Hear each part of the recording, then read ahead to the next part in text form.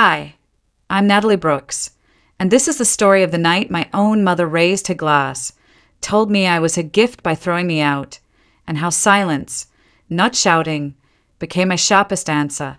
The dining room in the big suburban Chicago house was always too warm. Tonight was no different. It was Mum's birthday, and the whole family was there, crammed around the long, polished table. Balloons bobbed uselessly in a corner, and a frosted cake sat waiting, its candles unlit. Everyone held champagne glasses, the cheap kind that always felt sticky. My sister, Sarah, was already a little tipsy, giggling at something my Uncle George had mumbled. My dad sat the head of the table, his face neutral, like it always was when things got uncomfortable. Mom stood up, her glass catching the light from the chandelier. She had that tight, bright smile she wore when she was about to say something cutting, something disguised as a joke. "To my birthday," she announced, her voice a little too loud. "And to my greatest gift this year." Before we dive in, make sure to like this video, subscribe to the channel, and drop a comment below telling me, where in the world are you watching from? I love seeing how far this story travels. Everyone looked expectant, waiting for her to say something about Dad's predictable gold bracelet or Sarah's expensive perfume. But Mum's eyes were fixed on me. "My gift?" she continued, her smile widening, a cruel edge to it. Natalie finally gone. A wave of laughter washed over the table. Sarah snorted, covering her mouth but her eyes gleaming with amusement. Uncle George chuckled, nodding like it was the funniest thing he'd heard all year. Dad cleared his throat, his gaze dropping to his plate. I sat there, frozen. The clinking of their glasses, the forced merriment in their voices, it all felt like knives twisting inside me. My face felt hot, and my hands clenched under the table. The pain was a familiar ache, but tonight it felt sharper, more final. They had said it out loud.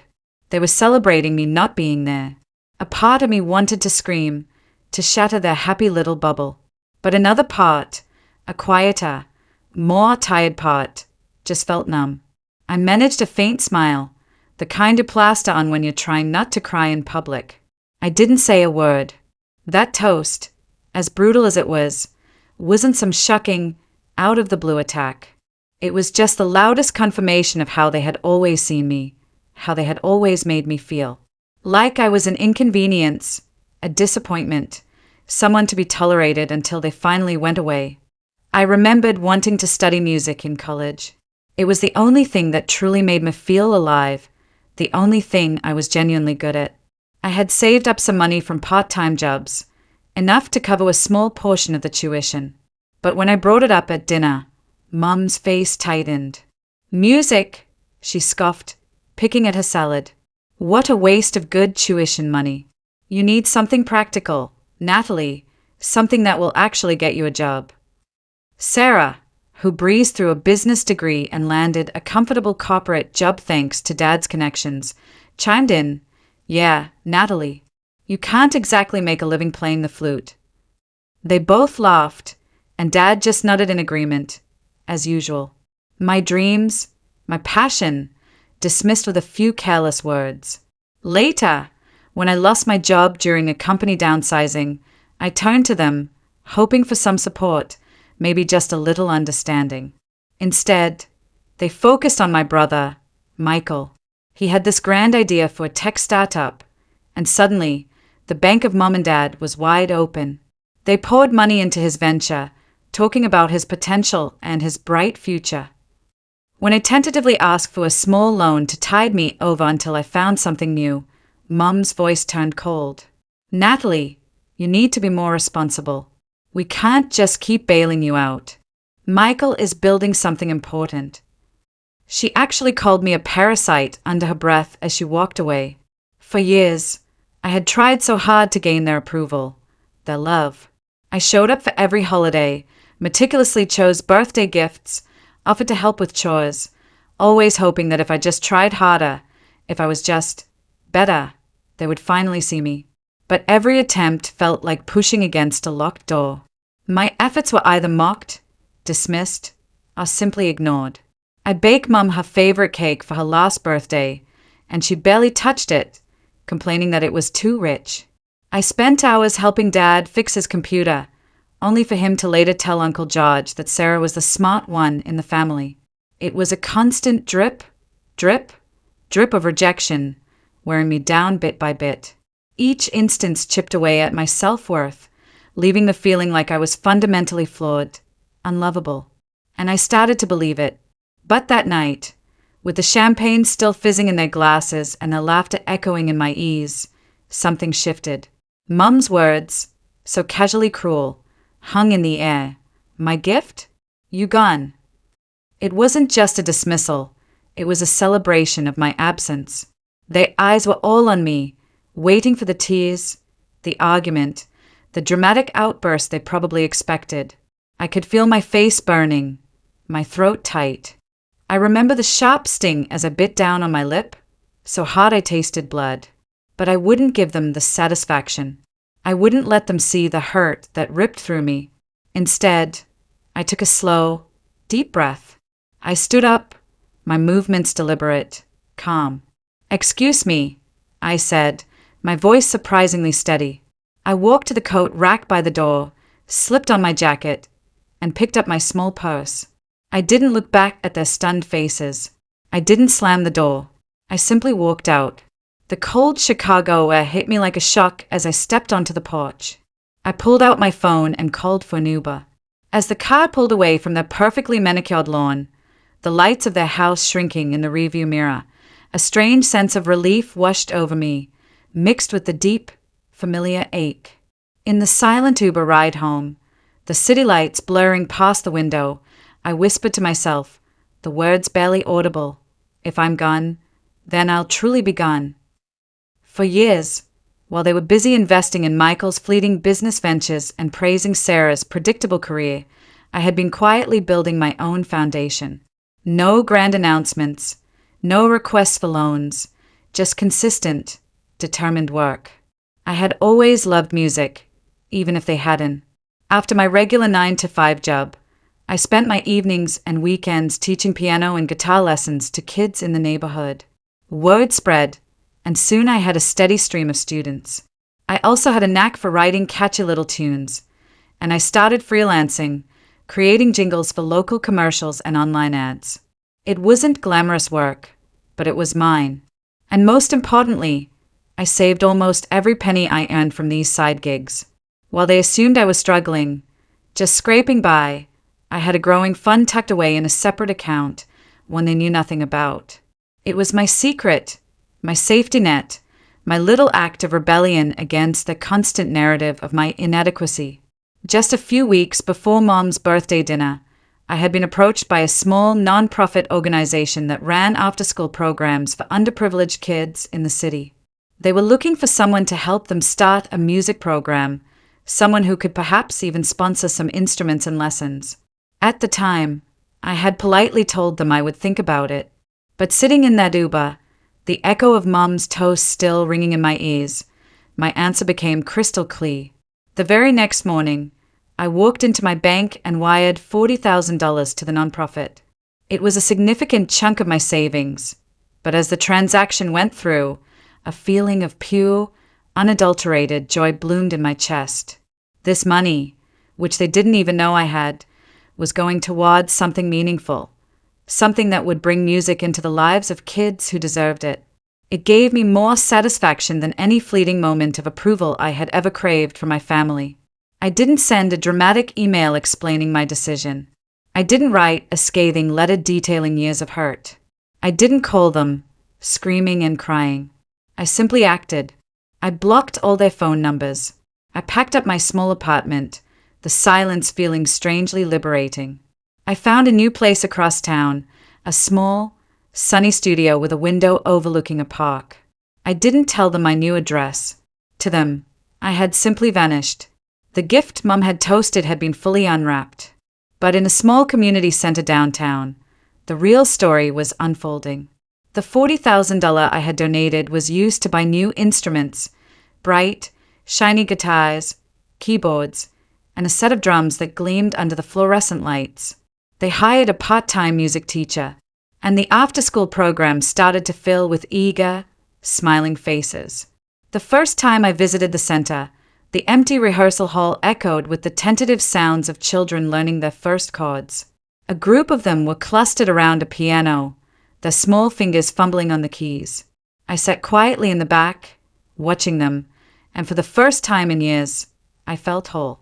This was where I belonged. These were the people who appreciated what I had to offer, not for what they could gain, but for the joy of the music itself. My sudden silence and disappearance rattled them more than any argument ever could. Their carefully constructed world, where they knew exactly where everyone stood, or, in my case, felt they did, had been disrupted. A few days after I moved, my phone buzzed with a text from Michael. "Where are you? Mom says you're being dramatic. Call us." There was no concern. No, "Are you okay?" Just annoyance at the inconvenience I had caused. I deleted the message without replying. Then came the voicemails from Dad. He started off pretending nothing had happened, his tone light and casual. "Hey, Natalie, it's Dad. Just checking in. Come home for Sunday dinner, okay? Your mother made her famous pot roast." As the days turned into weeks and my silence persisted, his messages became more strained, tinged with a hint of panic. "Natalie, this isn't like you. Please, just call. Let us know you're all right." Mum's message, when it finally came, was cold and laced with her usual passive aggression. "If you want to be petty and play games, Natalie, don't expect us to chase you. We have our own lives." But they were chasing me in their own way. Their calls and texts, though often laced with anger or denial, were a testament to the fact that my absence had created a void they hadn't anticipated. Silence, I was discovering, was a powerful weapon. It made them restless, forcing them to confront the fact that I wasn't the powerless doormat they had always assumed I was. My words had always been easily dismissed, but my silence was a brick wall they couldn't climb over. Weeks turned into months. I settled into my new routine, spending my days working and my evenings at the community center, surrounded by the enthusiastic chatter of the kids and the joyful noise of their music. My family remained a distant, muted presence in the background. Then, out of the blue, I received a call from my cousin, Emily. We had never been particularly close, but she was always a bit of an observer, a collector of family gossip. "Hey, Natalie," she said, her voice unusually hesitant. "Everything okay with you? I haven't heard from you in ages." "I'm fine, Emily." "Busy," I replied, keeping my tone neutral. There was a pause, and then she blurted out, "So, everyone's a little confused. They thought you were struggling financially. But then someone mentioned something about a rather large donation to a youth center downtown. Tens of thousands of dollars? Is that true?" I smiled to myself, picturing their bewildered faces. The narrative they had so carefully constructed, Natalie, the dependent failure, was crumbling. "Don't believe everything you hear, Emily," I said smoothly, and quickly changed the subject. But the seed of doubt had been planted. They realized I wasn't broke, wasn't desperate, and most importantly, wasn't theirs to control anymore. The silence had forced them to reevaluate their assumptions about me, and the whispers about the donation only amplified their confusion. Suddenly, invitations started appearing in my mailbox again. Sarah's engagement party, a cousin's graduation, even Dad's retirement dinner, a milestone I hadn't even known was approaching. Each invitation was glossy and expensive, a stark contrast to the simple life I was now living. And each one came with a carefully worded note, tucked inside the elegant envelope. "Family first, Natalie. Don't be difficult. We miss you, even if things have been strained.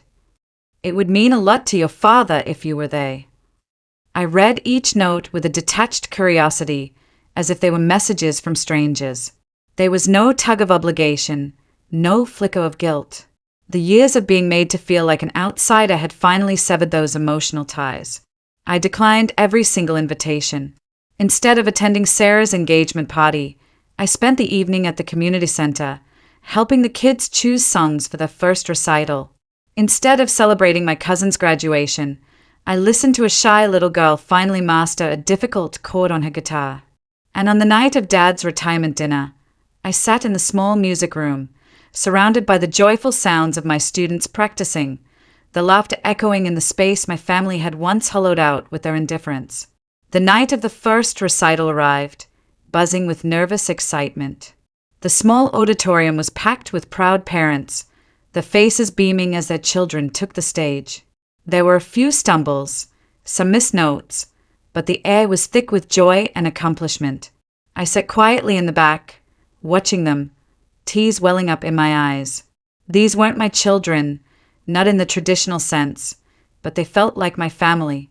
They valued my guidance, my passion, not for what I could give them materially, but for the gift of music I could share. Their small victories were my victories. Their smiles were my reward. As the final notes of the last song faded into applause, a profound sense of peace settled over me. The years of striving for my family's approval, the constant feeling of being unwanted, it all seemed so distant now, like a faded nightmare. I whispered to myself, the words barely audible above the cheering, that toast wasn't the end. It was my beginning. My family thought my silence was a sign of weakness, a sulky retreat. But it wasn't. It was the sound of me building a new life, a life where I was valued and appreciated. It was the quiet strength of choosing my own path. They toasted me Gun, and I chose to stay Gun, because sometimes the best revenge isn't shouting back or seeking their approval. Sometimes the best revenge is building your own joy in a place they'll never touch. If you've ever felt underestimated, pushed aside, or cut out by the people who were supposed to love you, hit like, subscribe, and share this story. Because walking away doesn't always mean losing. Sometimes it means finally winning.